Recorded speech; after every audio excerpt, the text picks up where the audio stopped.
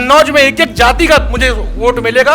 और आपके चैनल के माध्यम से बता दूं कि कन्नौज लोकसभा में ऐतिहासिक जीतने जा रहा हूं। भले मुझे टीवी ना दिखाए, अखबार ना दिखाए, कोई ना दिखाए, मैं जनता के दिल में अपना घर बसाकर इस कन्नौज की जनता का वो उद्धार करूंगा कि गढ़ भी चला जाएगा और भाजपा के लोग यहां दिखाई भी नहीं देंगे अगले 20 सालों तक। जिला अध्यक्ष, प्रदेश अध्यक्ष, उपाध्यक्ष, महासचिव, प्रदेश सचिव, छात्र सभा, राष्ट्र, इससे कुछ नहीं होने वाला है। आप सांसद बनाओ मुसलमानों को, विधायक बनाओ मुसलमानों को। कन्नौज लोकसभा कितनी बड़ी लोकसभा 5-4.5 लाख मुस्लिम है। आप आजमगढ़ 5 लाख मुसलमान, फिरोजाबाद 5 लाख, अरे लड़ा दो किसी मुसलमान को। नमस्कार, आप देख रहे हैं संपन्न भारत। मैं नीरज द्विवेदी। इस समय हम उत्तर प्रदेश की सबसे डायनामिक सीट कन्नौज में हैं और कन्नौज के इस समय बसपा कार्यालय पे हैं। यहाँ पे अखिलेश यादव समाजवादी पार्टी से, जो इंडिया अलायंस से हैं, भारतीय जनता पार्टी से सुब्रत पाठक और इमरान बिन जफर बसपा से यहाँ से प्रत्याशी हैं। हम उनसे बात करेंगे क्या क्या चुनौतियाँ हैं उनके लिए, इतनी बड़ी सीट है और डिम्पल यादव को हराकर यहाँ से सुब्रत पाठक रहे हैं। अखिलेश यादव इस बार फिर मैदान में है, जो अक्सर यादव और अल्पसंख्यकों का वोट अखिलेश यादव अपना मानते हैं। इस लड़ाई में बहुजन समाज पार्टी से जफर साहब हैं। हम उनसे बात करेंगे क्या क्या चुनौतियां हैं, क्या क्या वादे हैं जिन पर ये चुनाव लड़ रहे हैं। जी फिर स्वागत है आपका। जी बहुत बहुत शुक्रिया आपका। मैं इमरान बिन जफर बहुजन समाज पार्टी का प्रत्याशी हूँ कन्नौज लोकसभा का। और कन्नौज लोकसभा एक ऐसी लोकसभा है जिसको हमारे पत्रकार भाइयों ने, मीडिया ने और सारे चैनलों ने एक ऐसा परिवारवाद और गढ़ बता रखा है समाजवादी पार्टी का। मुझे नहीं लगता कि कोई गढ़ किसी का होता है।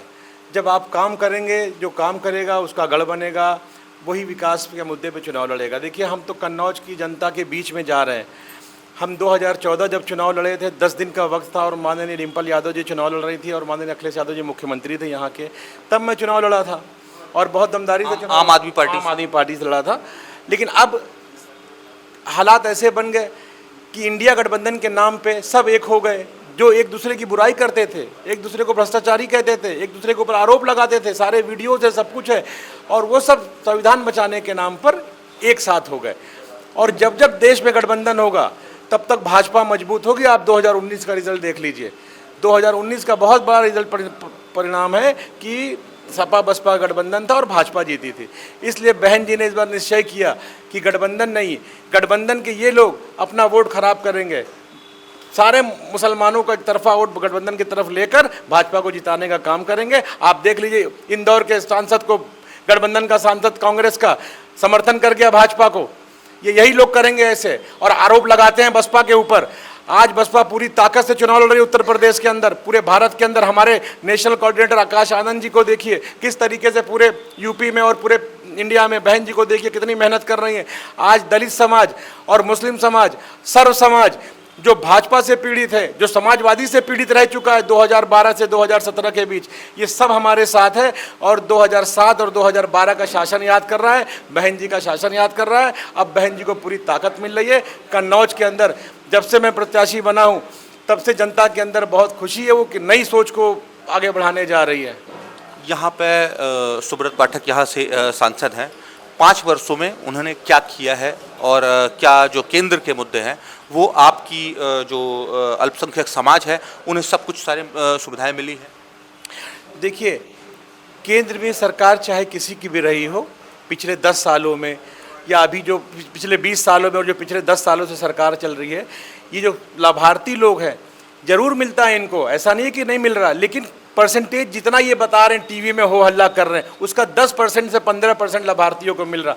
आप ग्रामीण इलाकों में चलिए मेरे साथ, हम तो कोई झूठ नहीं बोल रहे हैं। आपके पास टीवी है, चैनल है, कैमरा है, मैं आपके साथ चलने को तैयार हूँ। आप चल के देख लो शौचालय का क्या हाल है, उज्ज्वला योजना का क्या हाल है। जो मोदी जी टीवी में कहते हैं कि बहनों की आंखों में धुआं नहीं देखा जाता, आइए मैं दिखाता हूँ बहनों और माओ की आंखों में धुआं कैसे जा रहा है। पैसा ही नहीं होगा तो सिलेंडर कहाँ से खरीदेंगे। कोई स्वास्थ्य चिकित्सा की नहीं है, कहीं पानी की व्यवस्था नहीं है, रोजगार नहीं है। हमारी डिप्लोमा की हुई बहनें बीड़ी बना रही हैं तो पेट पाल रही हैं, माएँ बीड़ी बिन रही हैं तो पेट पाल रही हैं।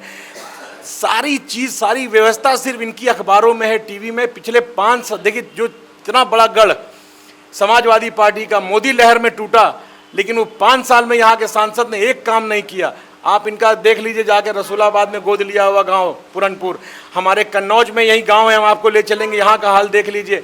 आपको अगर वाकई आप दिखाने पे आ जाओ तो आप ऐसा दिखा दोगे कि देश की स्थिति बदल जाएगी, लेकिन कोई दिखाना नहीं चाहता, बस आके मीटिंग करके चले जा रहे हैं हवा हवाई। मैं ज़मीन पे काम कर रहा हूँ, जा रहा हूँ घर घर, घरों के आगे सड़कें नहीं है, बारिश में घर भर जाता है, चबूतरा नहीं है, पानी, क्या क्या बताऊँ आपको। मुझे विकास का मुद्दा लेके कन्नौज की जनता के साथ खड़ा हूँ और इस बार मुझे हर वर्ग का सपोर्ट मिल रहा, चाहे वो मुस्लिम हो, चाहे दलित हो, चाहे वो कोई समाज हो, सर्व समाज में जितने आते हैं, इवन जो ब्राह्मण हैं, क्षत्रिय हैं, पाल, लोधी, शाकी, सब हमारे साथ है, क्योंकि एक अच्छी सोच को ये लोग पसंद करेंगे, ना कि लड़ने भिड़ने और झगड़ने वाली सोच को। समाजवादी पार्टी से इस समय प्रमुख अखिलेश यादव जी खुद यहाँ इस बार चुनाव में है।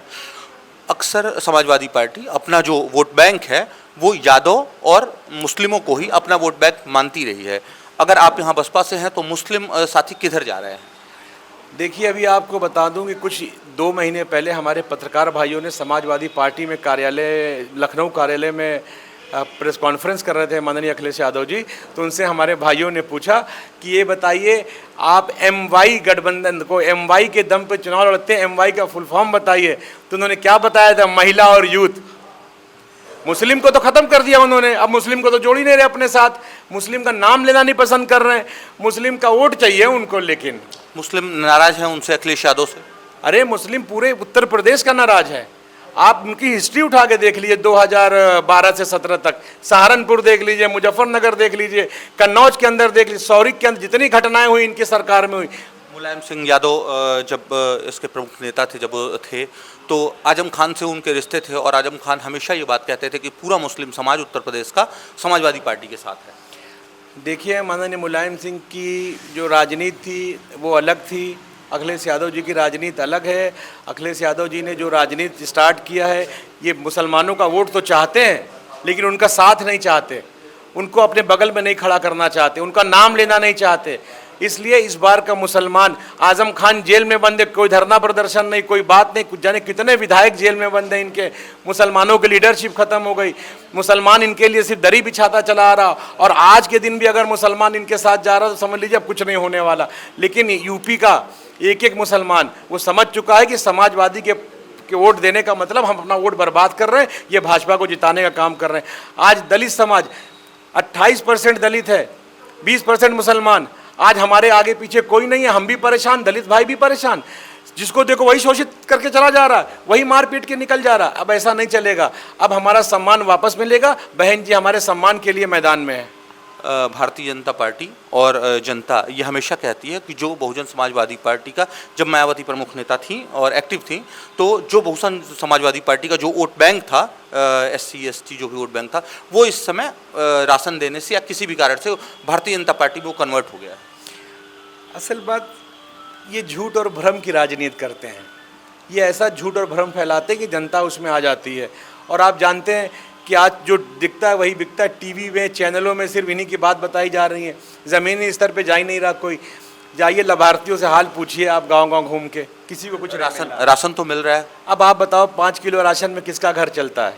5 किलो 10 किलो राशन, हम कह रहे हैं कि मैं डबल राशन। हमने उनसे कहा कि जो आपका भाजपा का कार्यकर्ता वोट मांगने आया, अपील करने आया, उससे बोलो कि हम तुम्हें डबल राशन देंगे, तुम घर चला के दिखाओ।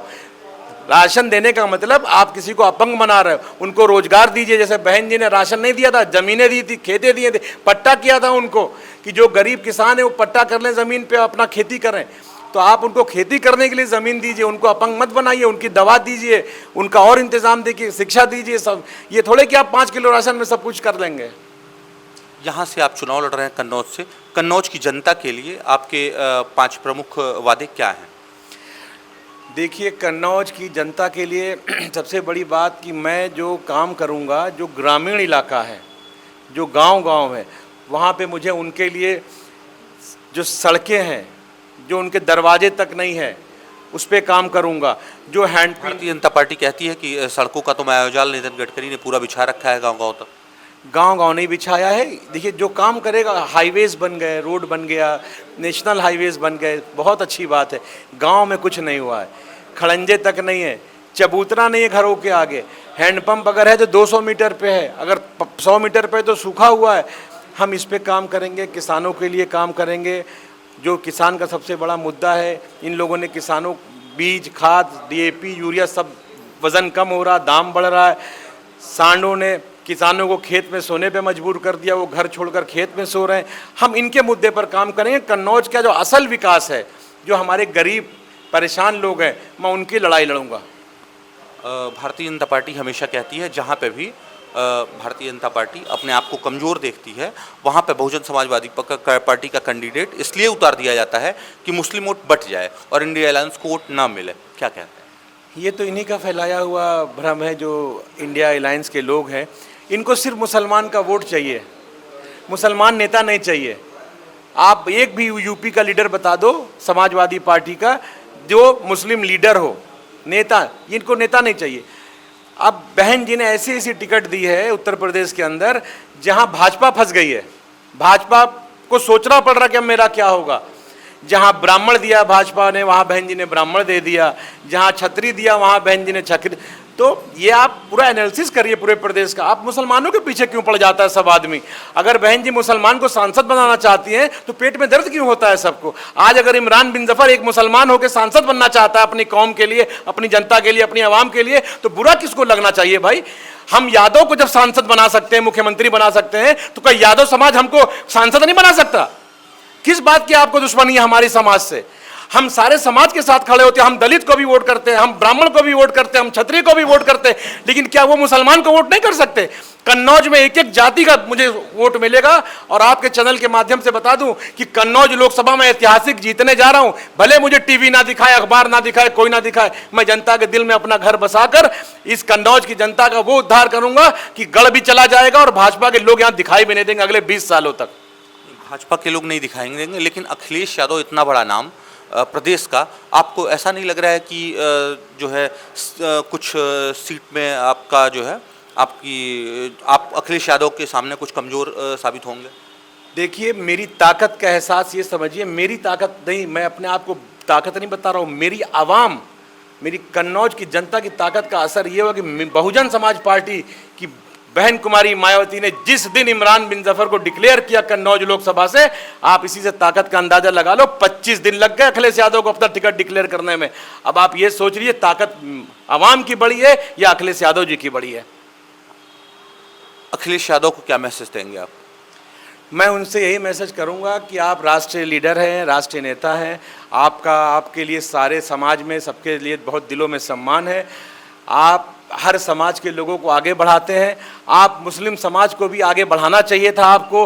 आप मुस्लिम समाज को अपना गुलाम समझते हैं। आप मुस्लिम समाज के लिए कुछ करना नहीं चाहते। आप सिर्फ ये चाहते कि हम आपको वोट देते रहें। आप मैनिफेस्टो में उनको अपने बगल में नहीं खड़ा करते।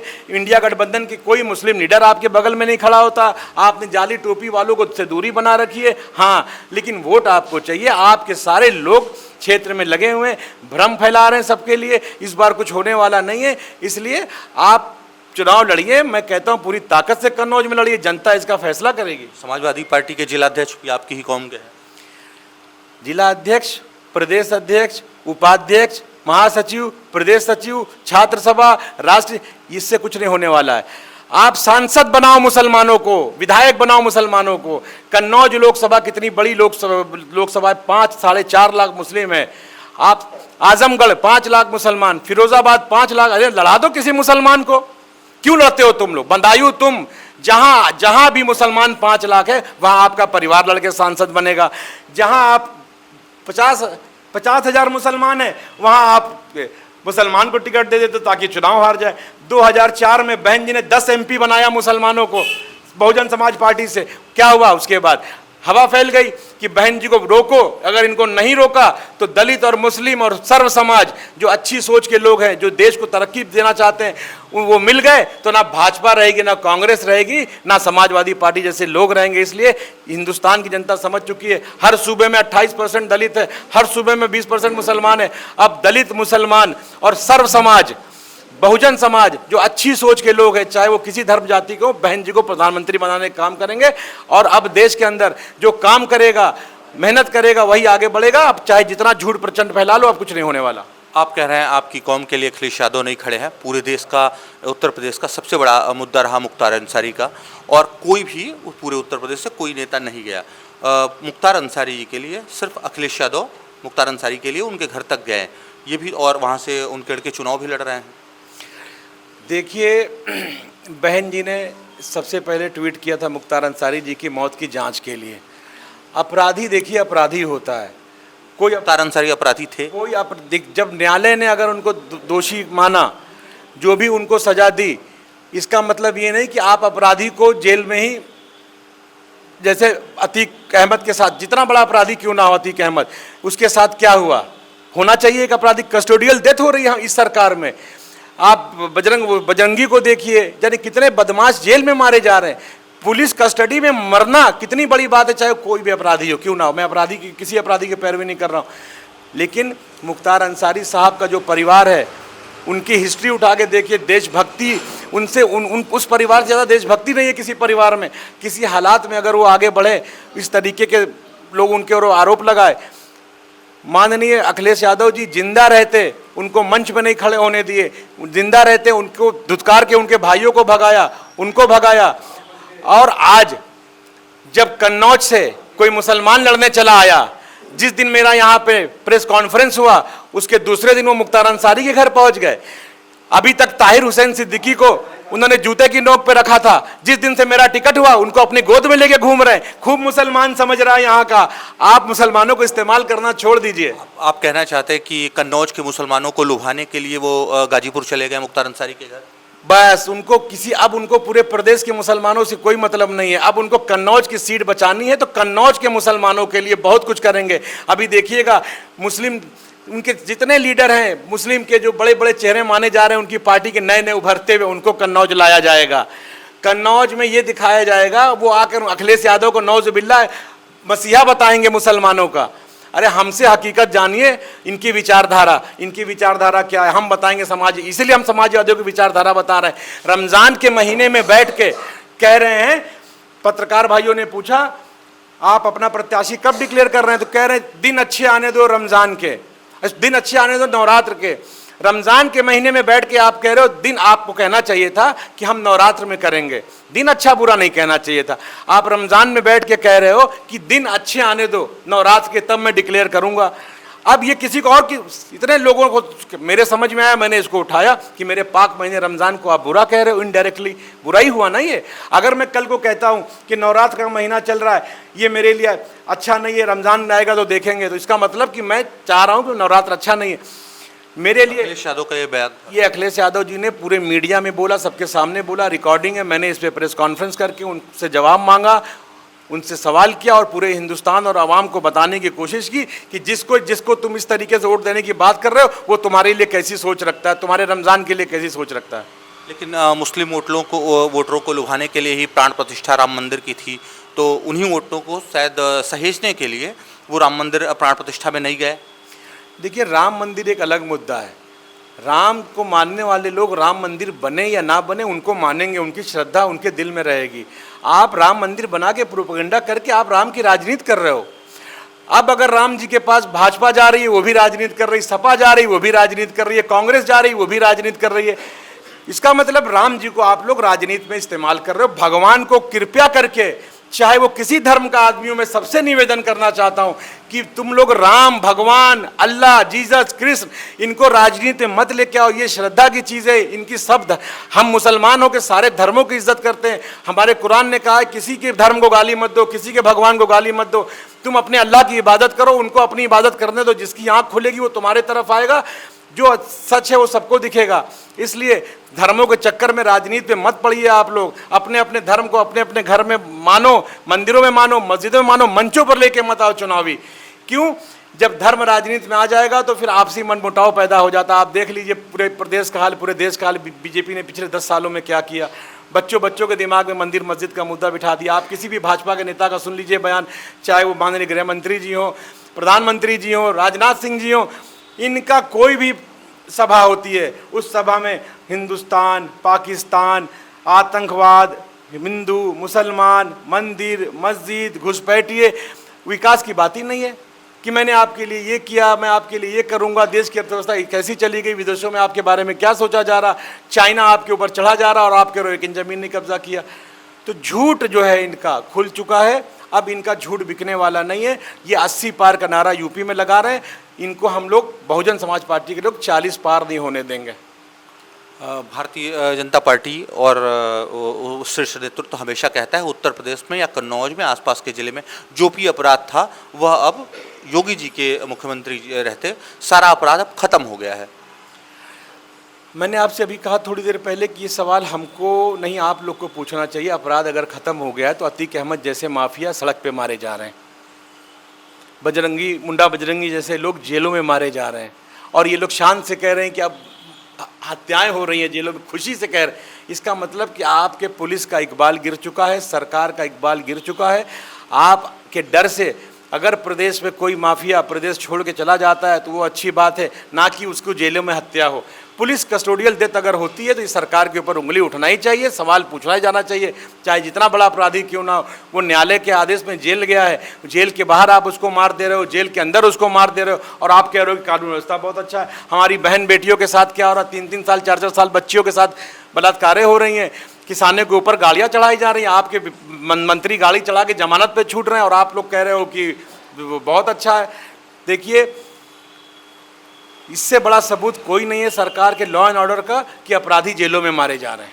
मैं अपने लिए नहीं, ये अपील है कि वोट करिए, घर से निकल कर वोट करिए। जितने घर में अगर 18 वोटर हैं, अगर आपकी वालिदा भी 80 साल की हैं, आपके दादा दादी 80-90 साल के हैं, तो उनको लेकर जाइए। उनकी एक मत का जो संविधान में बाबा भीमराव अम्बेडकर साहब ने जो आपका अधिकार दिया है उसका इस्तेमाल करके ऐसी सरकारों को बदल दीजिए जो आपके वोट को लेके आपको धोखा देते हैं, गुमराह करते हैं, झूठ बोलते हैं।